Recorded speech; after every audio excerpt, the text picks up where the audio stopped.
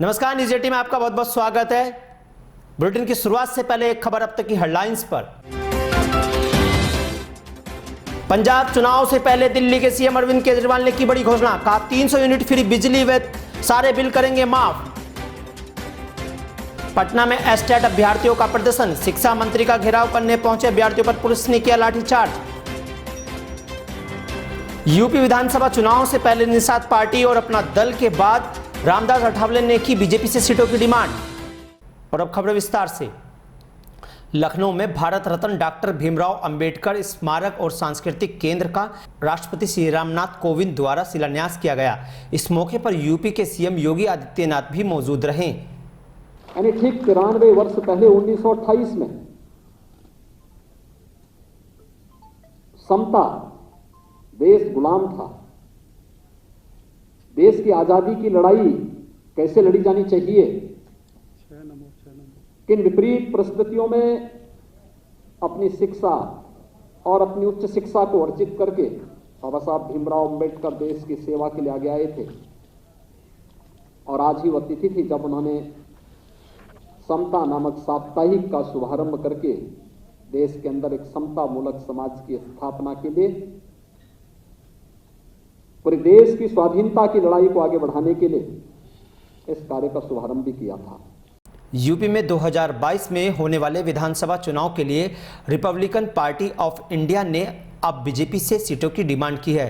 जी हां, Republican party of India के प्रमुख व केंद्रीय मंत्री रामदास अठावले ने कहा कि बीएसपी को अगर यूपी में हराना है तो आरपीआई को सीट देनी होगी। आरपीआई का बड़ा वोट बैंक यूपी में है और बीएसपी का हराने के लिए हम बड़ा काम करेंगे। रिपब्लिकन पार्टी ऑफ इंडिया के प्रमुख और केंद्रीय मंत्री रामदास अठावले ने कहा कि यूपी में 10 सीट व उत्तराखंड में 2 सीट की मांग की, जिस पर पार्टी के अध्यक्ष ने विचार करने का आश्वासन दिया है। तो वहीं पंजाब में अगले साल होने वाले विधानसभा चुनाव से पहले आम आदमी पार्टी ने अपनी तैयारी शुरू कर दी है। इसी कड़ी में मंगलवार को दिल्ली के मुख्यमंत्री अरविंद केजरीवाल चंडीगढ़ पहुंचे। आपको बता दें कि दिल्ली के मुख्यमंत्री अरविंद केजरीवाल ने चंडीगढ़ जाकर के कहा कि अगले साल होने वाले विधानसभा चुनाव से पहले उन्होंने एक बड़ा ऐलान किया और दिल्ली की तरह यहां भी मुफ्त में बिजली देने का वादा किया। उन्होंने कहा कि दिल्ली की तर्ज पर पंजाब में भी लोगों को 300 यूनिट बिजली मुफ्त में दी जाएगी। पुराने बिजली के बिल माफ़ किए जाएंगे जो कि घरेलू हो और 24 घंटे बिजली देने का वादा किया गया है। सरकार, पंजाब में आम आदमी पार्टी की सरकार हर परिवार को 300 यूनिट तक बिजली मुफ्त देगी। जितने पुराने बिल हैं, डोमेस्टिक के जितने पुराने बिल हैं, सारे माफ किए जाएंगे। बिजली के बिल माफ कर दिए जाएंगे, लेकिन 24 घंटे बिजली देने में टाइम लगेगा। ये जो पूरा इंफ्रास्ट्रक्चर दिल्ली के अंदर, मेरे को 2.5 साल लगे थे 24 घंटे बिजली, जब मैं दिल्ली का मुख्यमंत्री बना। बिहार की राजधानी पटना में एस्टेट अभ्यर्थियों ने मंगलवार को जबरदस्त प्रदर्शन किया। शिक्षा मंत्री विजय चौधरी के आवास के पास अभ्यर्थी पहुंच गए थे, जिन्हें हटाने के लिए पुलिस को लाठीचार्ज करना पड़ा। इस लाठीचार्ज में कई प्रदर्शनकारी घायल भी हो गए। आपको बता दें कि प्रदर्शनकारी छठे चरण के नियोजन में शामिल करने की मांग कर रहे थे। दरअसल एस्टेट अभ्यर्थी शिक्षा मंत्री के आवास का घेराव करने जा रहे थे, जिसके बाद पुलिस ने उन्हें रोकने का प्रयास किया, तब वे वहीं धरने पर बैठ गए। लेकिन इसके चलते पुलिस ने उन्हें समझाने की कोशिश की। इसके बाद भी अभ्यर्थी नहीं माने, जिसके बाद पुलिस व अभ्यर्थियों के बीच कुछ कहासुनी हो गई। स्थिति बेकाबू होते देख पुलिस ने अभ्यर्थियों पर लाठीचार्ज किया। तो वहीं अपने बयानों को लेकर लगातार चर्चा में रहने वाले हैदराबाद से AIMIM के सांसद असदुद्दीन ओवैसी ने जम्मू कश्मीर के एयरफोर्स स्टेशन पर हुए ड्रोन हमले को लेकर के एक बार फिर मोदी सरकार पर जमकर हमला बोला है। उन्होंने कहा कि इसकी जिम्मेदारी तो मोदी सरकार को लेनी चाहिए, क्योंकि ये तो पुलवामा हमले जैसा हमला है। आपको बता दें कि जम्मू एयरफोर्स स्टेशन पर हुए ड्रोन हमले के पीछे कौन था, इसका तो पता अभी नहीं लग सका, लेकिन पिछले 48 घंटे बीत जाने के बाद इस सवाल का जवाब तो मिल गया है कि यह हमला ड्रोन से ही किया गया था। इस आतंकी हमले के पीछे जांच agency national investigation agency NIA को सौंप दी गई है। अब तक ये बात तो साफ हो चुकी है कि हमला ड्रोन से ही किया गया। लेकिन अभी तक यह पता नहीं चल सका कि इस हमले के पीछे किसका हाथ है। हालांकि सूत्रों का कहना है कि मिलिट्री ग्रेड एक्सप्लोसिव किसी देश की सेना के ही पास होता है। ड्रोन आता है, ये ड्रोन इतना लंबा डिस्टेंस जो कवर किया है, या तो अमेरिकन ड्रोन है या चाइनीज ड्रोन है। अब ये मोदी जी फिर वही झूला झुलाने की बात करेंगे या फिर इस तरह कमजोरी दिखाएंगे। ये तो पुलवामा की तरह हमला हुआ है जम्मू के एयरपोर्ट के ऊपर।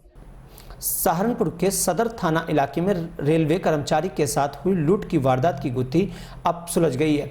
पुलिस ने लूट की घटना को अंजाम देने वाले सुरेंद्र और प्रेम नाम के 2 शातिर लुटेरों को घटना के 24 घंटे बाद ही गिरफ्तार करने में कामयाबी हासिल की।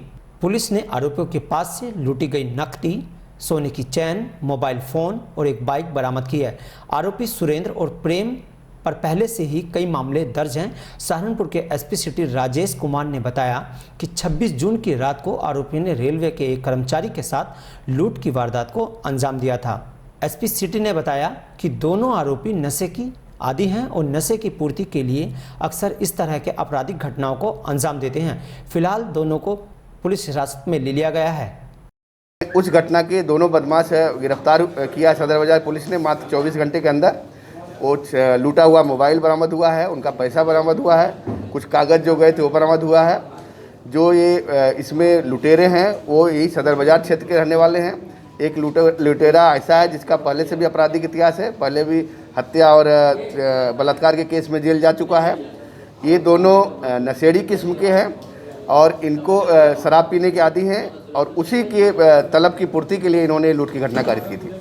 मवाना थाना क्षेत्र के गांव ततीना में सोमवार को खेत से आते समय बाइक सवार बदमाशों ने किसान की गांव में ही सरेआम गोली मारकर हत्या कर दी और बदमाश हवा में तमंचा लहराते हुए बाइक लेकर फरार हो गए।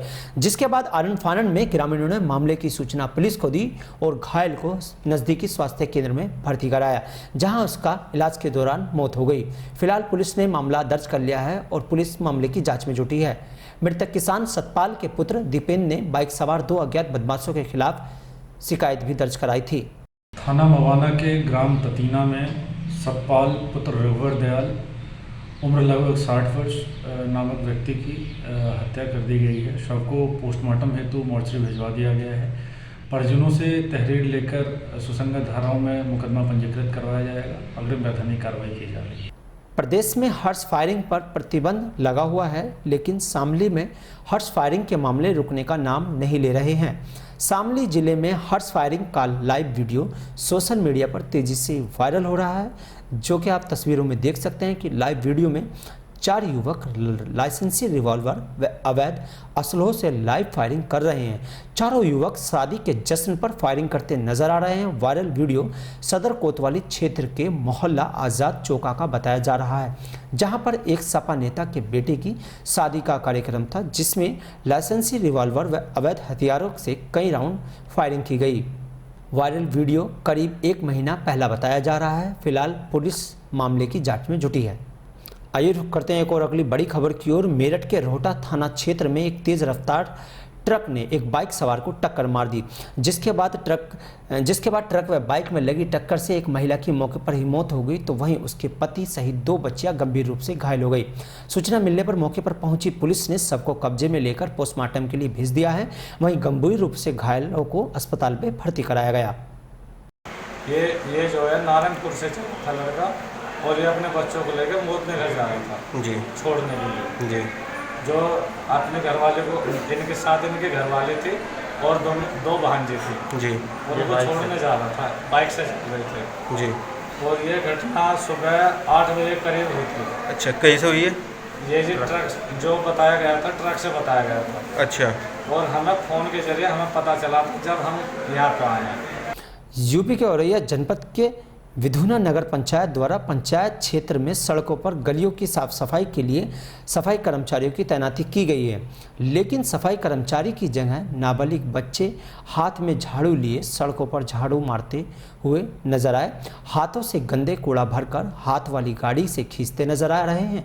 वहीं इस बारे में जब नाबालिग बच्चे के पिता और अधिशासी अधिकारी से बात की गई तो सुनिए क्या कुछ कहना है उनका।